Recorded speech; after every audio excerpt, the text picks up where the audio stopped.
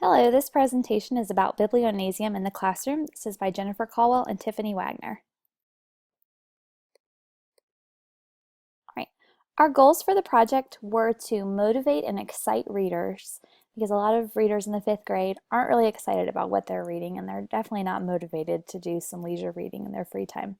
We also wanted to get students reading high quality books, not just kind of move out of their comfort zone of where they have been reading and to read some really great high quality books. And then these high quality books would help lead to encouraging communication about books, where after a student read a book that they would actually be able to discuss what happened in the book and be able to communicate that with their classmates. The tool that we chose to use is Biblionasium, which is a free tool. Teachers can register for an account, and then once they register for their account, they set up student accounts for all the students in their class, and then students will be able to curate an online bookshelf that keeps track of the books that they've read throughout the year. It keeps track of books that are recommended to them, and it also will help them to save books that they would like to read in the future. Right. As we were planning this project, we had to justify why do we think that this project will work, and why is our plan, why does research support our plan? And the idea of Biblionasium, where students are able to read books, then share their books publicly with their friends, and then be able to communicate with their friends about the books that they've read to try and encourage them to read books. It really touches upon 3 of the 4 C's. It touches upon communication because students are communicating with one another, and when kids can communicate and talk about things, they're more interested in it. They're able to collaborate. Now when they go to the library, instead of just picking out a book based on the cover or the author, they are able to talk with their peers about what books they've read, and they're able to draw upon their reviews that they've seen on the website. So in other words, the teacher and the students are actually collaborating in book choices.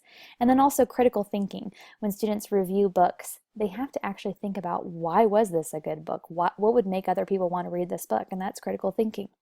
Also, motivation theory, the ARCS model, really helps to support the way that Biblionasium is set up. The website gets students' attention through lots of colorful pictures and media and badges and backgrounds and avatars. All those kinds of things really get the students' attention. Also, it's very visually appealing in showing the covers of the books, not just the titles, but actually a screenshot of the cover is used on the students' bookshelves, and that really gets kids' attentions. Also, the website is very relevant because students will see only the books that they have chosen or that their friends have recommended to them. It's not cluttered with lots of different books, only the ones that they have selected. It really builds students' confidence. As they get reading, they earn badges on the website, and once students earn the badges, then they're more excited to read more books and to share more recommendations with their friends. Also, if a friend goes to read the book that they've recommended, that builds a student's confidence as well. And then finally, the satisfaction. Earning the badges helps students to feel satisfied and knowing that a friend has read their book. All right, so how do we meet our goals through the website? We try to motivate readers through the use of badges, and here I've included a screenshot of some of the badges that the website offers. And then also we created 2 challenges for the students, a challenge for students to read Newbery Award winning books and for students to read Caldecott Medal books. And as students completed those challenges on the website, they could earn badges as well. The way that we wanted to reach those high quality, our goal of having students read high quality books, was through those 2 challenges I just spoke of, and I've included here a screenshot of the badges that students could earn for being a Caldecott cadet and the newbie to Newbery. In order to encourage communication about books, we went about that through our lessons by having students practice writing recommendations of books to friends, where they talked about what the book was about, the essence of the book without giving away the ending, and to also think about why would someone want to read the book, what were the important features of the book.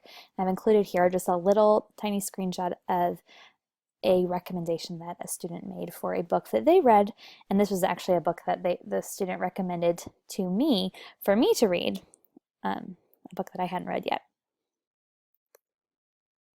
Okay, when it came time for us to develop our lesson, we included 3 days of lessons on our website. We also included several YouTube clips to demonstrate the website. Some of the videos are geared toward the teacher, showing the teacher how to do different parts of the website, but then some of it is also geared towards the students, so that they understand how to navigate through the website. We also included links to graphic organizers and the rubrics that we use in the project. So I'm going to go ahead and flip over to that really quickly. Okay, so this is the Biblionasium website, just to give you an side, not wanting Biblionasium. Let me get back here, there, to our website. Okay, so on our website, on the left-hand side, you can see on the Develop tab that we have the different days of lesson plans. On day 1, the teacher introduces to students the Biblionasium tool. There's a video about how to search and add books to the bookshelf so that students know how to actually add books to their shelves, books that they've read before. And then also there is a Biblionasium YouTube video about how to use the reading log. When students read a book, they can log that book onto the website. Okay, the day 2 lesson plan is when we got to the point of creating a challenge on Biblionasium. The teacher had to create the challenge, so I created the Newbery and the Caldecott challenge for the students, and we made a video for teachers to do that. And then also we made a video for students about how to log a book in the Biblionasium challenge. So once a teacher has set up a challenge for you, how you go in and go ahead and log that book. And all of these videos are available for you to watch on the website. The day 3 lesson plan is when we really started having students discussing the books that they've read, and they practiced writing a book recommendation, and we talked about the different components that a book recommendation needs to have. And then the students were able to see how to use the Biblionasium tool to receive and recommend books. And the attachments are listed below. Okay. So that was the develop portion. For the implement portion, we used a 4-week implementation in an entire class of 5th grade students, which was 26 students for English Language Arts. The students logged books, they added books to the shelves, and they recommended books on the site. And I do want to show you a little quick tour of the website. So this now is the Biblionasium website, and you can see here on the left-hand side, these are the different options that students and teachers have once they log in. The screen that I'm on right now is my recommendations page. So once students received book recommendations, they would show up on this separate bookshelf for the students. So here I have all the book recommendations that my students have made for me. And if I hover over them, I can actually read the recommendation. Some of the students' recommendations are pretty short, but you'll see that some of them are a little bit more lengthy. And then after you have read a recommendation, you can choose to delete the recommendation if you've read the book, or you can choose to click on the book and then add that book to your bookshelf as a book you'd like to read.